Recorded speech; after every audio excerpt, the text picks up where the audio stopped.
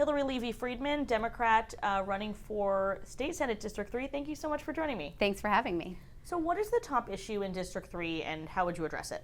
So I've been knocking doors and talking to voters in District 3 since July, actually. And the top three things that I've heard at the door, to the surprise of probably no one, public safety, education, and also climate. And how would you pick one of those and how would you address it?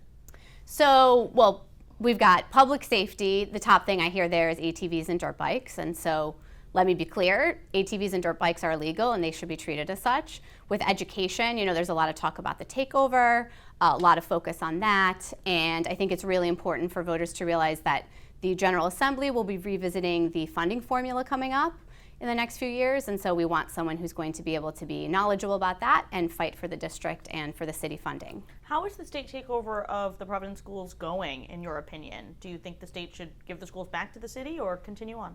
Well, we've had some missteps, and there have been some good things that have happened as well, but we all know what the missteps are, and it'll be in 2024 that decision will be made. So I would think starting in 2023, we'll begin to have really serious conversations about what should happen, but the point of the takeover is not to be permanent, of course. But you don't think it should end now, it's a failure, like some other folks in the city have said?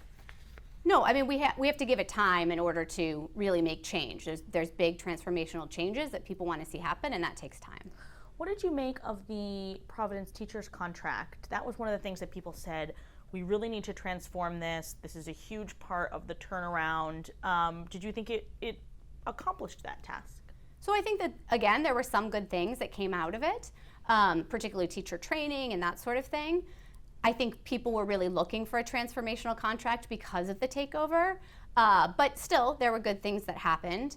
I think I was on the community development team, actually, that talked a lot about attracting world-class talent, so when the takeover happened. And so one of the things that kept coming up is we want to attract more teachers of color.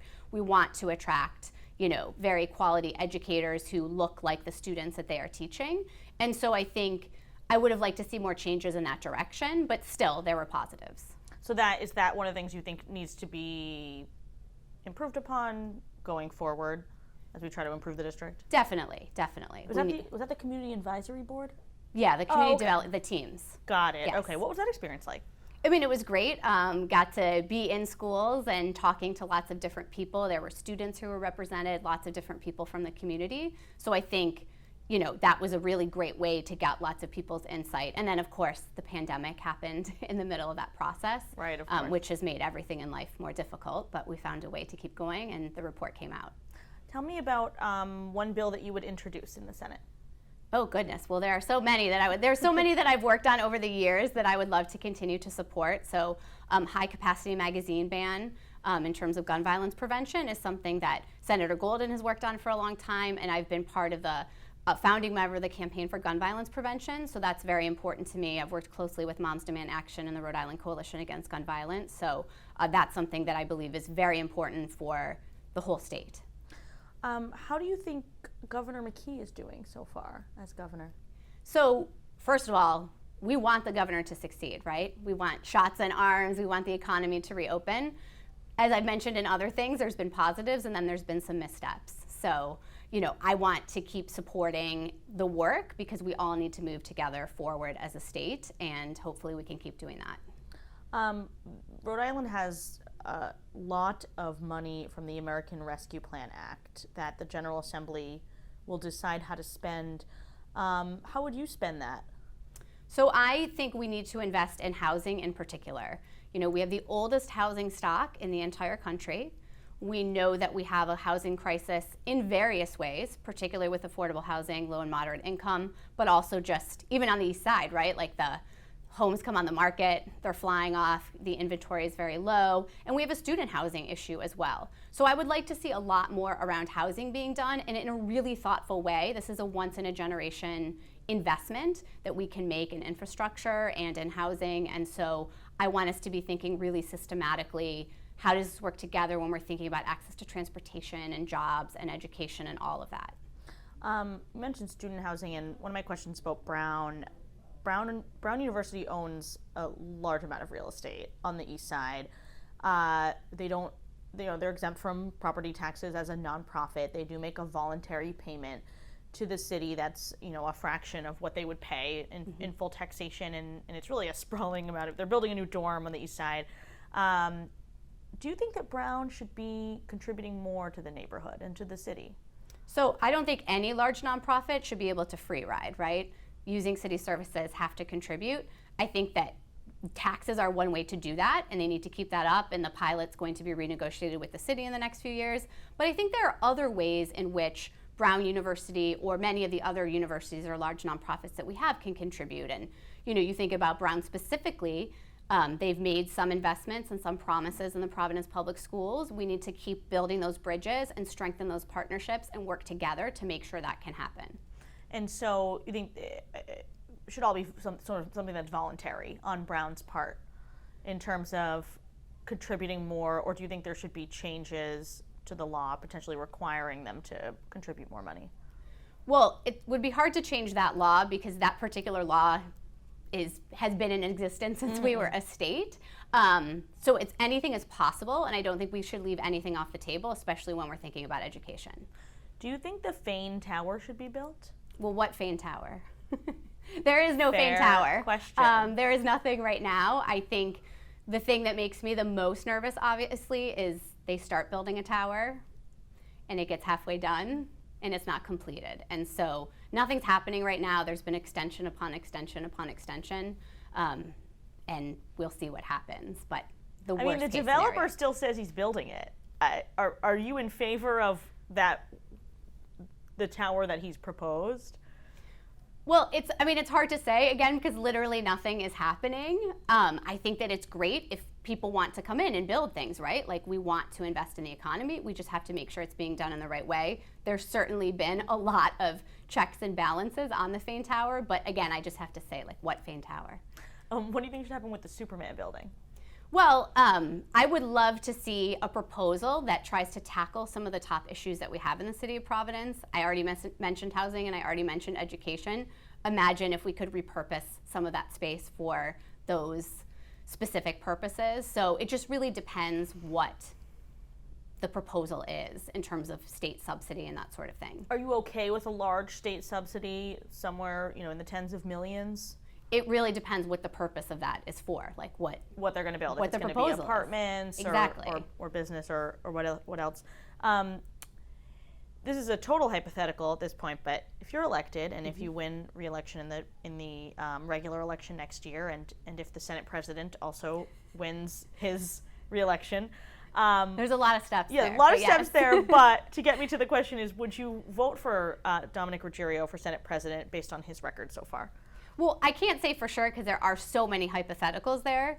I think what's important is that I know what the issues are that are important to District 3, that those are represented. It's also important to me to know, can you work with people? Not everyone's going to agree on every single issue, so it's are we still able to advance those issues forward? Are we still able to fight not only for District 3 and the City of Providence and the state? And so I would want to support someone who is going to support that work. Got it. If elected, would you push for the General Assembly to pass a pension obligation bond to help shore up the unfunded liability in Providence?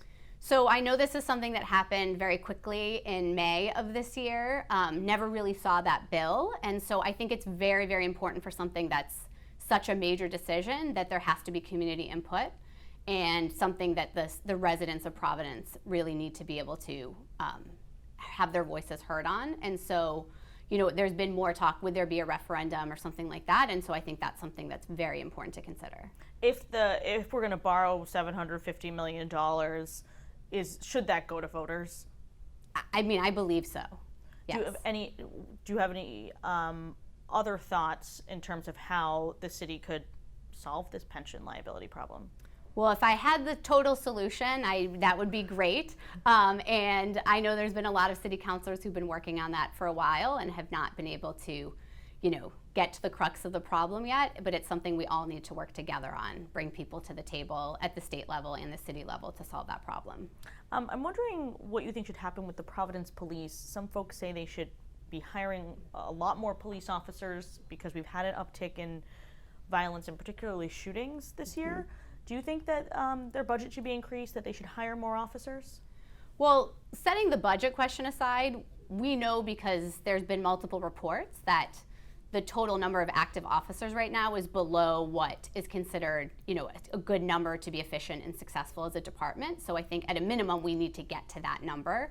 And whether that means increasing funding at some point, that's a different issue. The one thing I know we do need to do is reform the Law Enforcement Officers Bill of Rights, LEOBOR. Very important. We cannot do nothing. We cannot leave things the status quo the way they are. If George Floyd had been murdered here in Providence, that officer would not have been able to be disciplined, might have still been compensated based on our current LEOBOR system. So I'm listening. I'm actively listening. I testified on the bill and, listened to so much of what people said. And I know that we can't do nothing. We have to reform that, up to and including considering repeal. Well, that was what I was going to ask. So would you prefer to reform it or repeal it? So this is not an area in which I personally am an expert. And like I said, there's people who I know are experts here who I'm listening to, and some think repeal and some think that we should reform it. And so, again, we cannot do nothing, and time is of the essence to get this right. We know that not every state has a Law Enforcement Officers Bill of Rights, so it's not like we have to do it. And so I want to learn what all of those options are. But again, doing nothing is not an option. Do you support legalizing marijuana for recreational use? I do. And how come? Well, I think that we have alcohol that's legalized, and there are many other purposes in using cannabis, for medicinal purposes. That's going well. Why can't we do this recreationally? I have to say, too, that just the criminalization that's occurred that disproportionately impacts Black and brown people, particularly men, is something that, is a major issue and major problem, and this would be a step forward in that pursuit of social justice. My final question for you, Hilary, is, what distinguishes you from the 4 other Democrats who are running in this primary? So I think that there are a few things. First of all, I've been active at the state level advocating for legislation in a volunteer capacity doing this advocacy, but had a lot of success. The Reproductive Privacy Act in 2019, which thank goodness we did that, because look at what's happening in Texas and other parts of the country. Other parts of gun violence reform, Uniform Parentage Act, I could go on, fair pay, all of these things I've been involved with. So I have that substantive knowledge. I also have the substantive knowledge as someone who studied social policy. I feel like I can step in on day one and say, I have some organized relationships already to build upon. I have this knowledge that I can build upon. Also, I'm at a very particular point in life. I say I'm part of the sandwich generation. I have young kids that I'm caring for and older parents, aging parents that I'm helping with as well. And I think that's a perspective that often is not represented. And I think there's more the state can be doing to support all families, including ones like who are at that stage of life that I am. And so I'd like to be able to bring that perspective too. Hilary Levey Friedman, Democrat running for State Senate District 3. Thank you so much for the time. Thank you.